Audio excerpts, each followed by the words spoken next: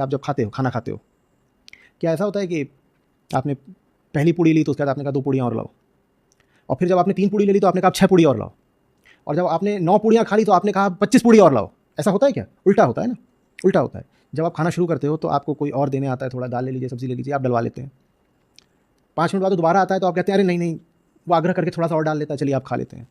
फिर उसके 5 मिनट बाद फिर आता है दूसरी बार, कहता है और ले लीजिए, तो आप बिल्कुल थाली के ऊपर ऐसे हाथ कर देंगे, आप कहेंगे भाई एकदम नहीं।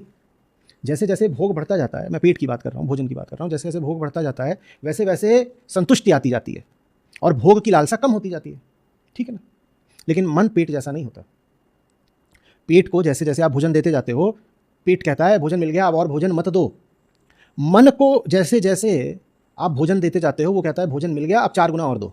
जब आप 4 गुना दे देते हैं तो कहता है अब 16 गुना और दो, 16 गुना और दे देते हैं कहता है 80 गुना और दो। ये कितनी खतरनाक बात है। यहाँ कोई बैठा हुआ है जिसको जितना खिलाओगे, खाने की उसकी वृत्ति उतनी बढ़ती जाती है।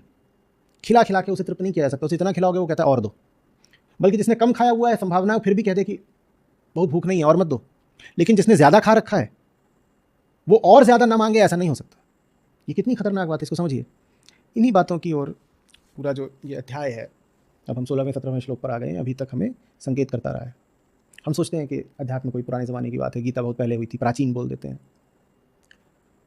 बहुत सारे लोग तो ऐसे भी लेके आते हैं कि आज इसकी कोई उपयोगिता या प्रासंगिकता है क्या।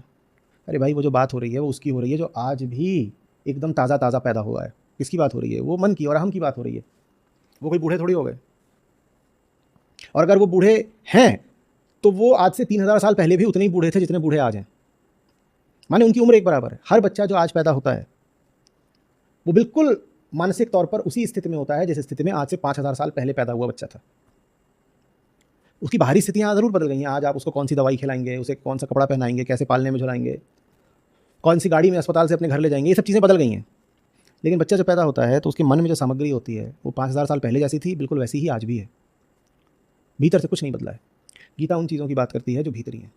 गीता उन चीज़ों की बात करती है जो आज भी आपके लिए बहुत बहुत ज़रूरी हैं, और सिर्फ ज़रूरी नहीं है, अन्य किसी चीज़ से ज़्यादा ज़रूरी हैं।